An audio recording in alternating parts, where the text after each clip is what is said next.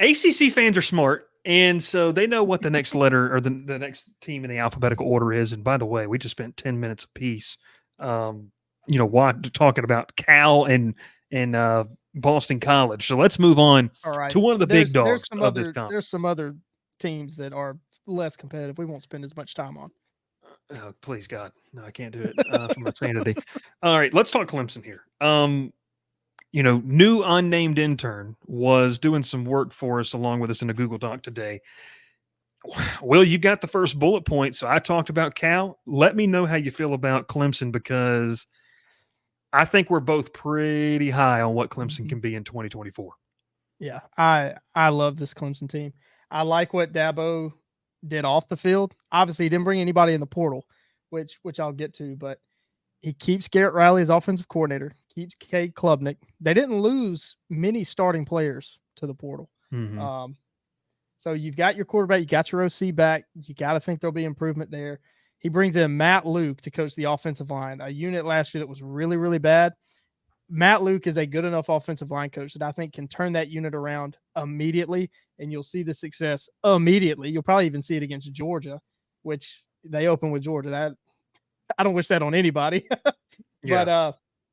I mean they're really good. But back to the portal real quick. Did you know, Bryce, that Clemson was tied for the most freshman All-Americans in the country last year? I think so. If you've got that many freshman All-Americans, you don't need to be hitting the portal if you can keep those guys. Clemson kept those guys. There's no need to go to the portal. I think all this portal talk and portal hate on Dabo is overblown. And, when you've got a strong foundation of a program like Dabo has, you don't necessarily need the portal. Although they have big question marks at wide receiver, it would have been nice if they could have gone and gotten a guy out of the portal at receiver to really help Klubnik, because that unit's got to improve big time. That was what was really holding them back, alongside subpar offensive line play, especially from their standards. So if those wide receivers can continue to improve, we'll see that offense do some good things. But that defense, man, they were really good last year. They gave up just 21 points per game. They've got linebacker Barrett Carter coming back, two defensive linemen, Peter Woods and TJ Parker, coming back. Both those guys as freshmen. Peter Woods had 26 tackles playing on that interior of the defensive line. TJ Parker added 33 tackles and 5.5 sacks, and that's as a true freshman. So you just got to expect those guys are going to get better. They're going to wreak havoc up front for them. And Barrett Carter does it all at linebacker: 62 tackles, 3.5 sacks, 5 pass breakups, and an INT last year as a linebacker. You think LSU would want him? You think they play him at defensive back? I've seen them do that with a linebacker before. Yeah, linebacker's probably going to be taken in the first 32 picks next April. Yeah, I don't know. Thank God we're done with the SEC conversation. Looking at Clemson's schedule, man, it's really easy. It's an easy conference schedule. They go to Florida State, and that's their toughest road game. They do have to go to Virginia Tech, and if Virginia Tech is rolling, that'll be a tough game for them, tough environment for them. But everybody else, they play at home. They get Louisville at home. They get NC State at home. This is a team that is a program that is looking primed to go back to the playoff, especially this expanded playoff.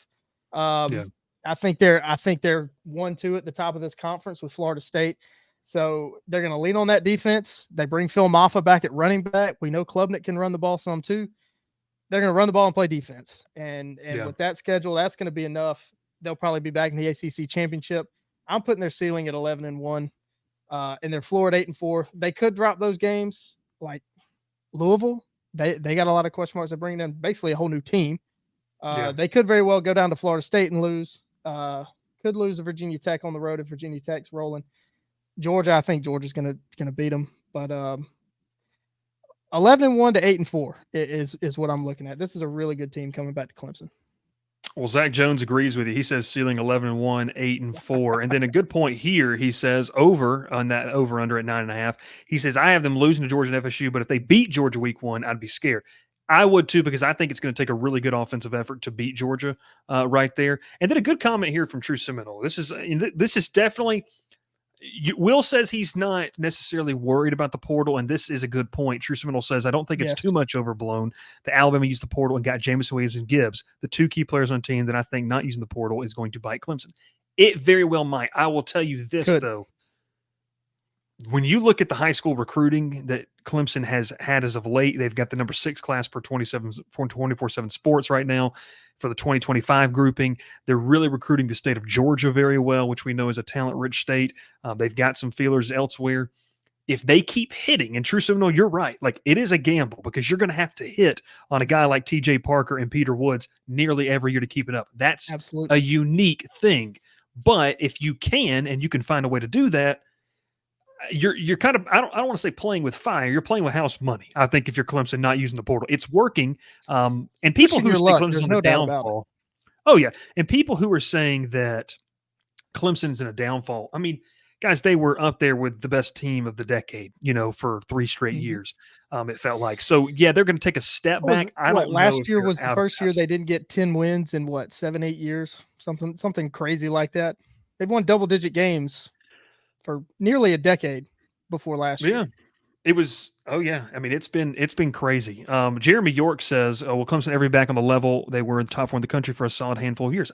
That's a fair question. To consistently be there, maybe that, Jeremy, is where the portal that True Seminole was talking about. About that. So, Yeah, uh, I've said it before. I think if Dabo continues to just ignore the portal and badmouth it, I don't think he gets back up to top 4 like that. But he but to be says where they 9 are wins. now, they can do this how they're currently Right. doing it. I think. Right. And with an Um, expanded playoff, 9 wins, if they win 9 and win the ACC 9-4 after that ACC title, they could be in the top 12. They could sneak in there. well, obviously, the ACC is going to get that automatic bid, but when you look at this schedule, I mean, look, you've got Georgia on there. If you lose it, it's non-conference, so really, it's not going to hurt you in Mhm. terms of the ACC race. And If South you're talking Carolina at about the end a, of the year.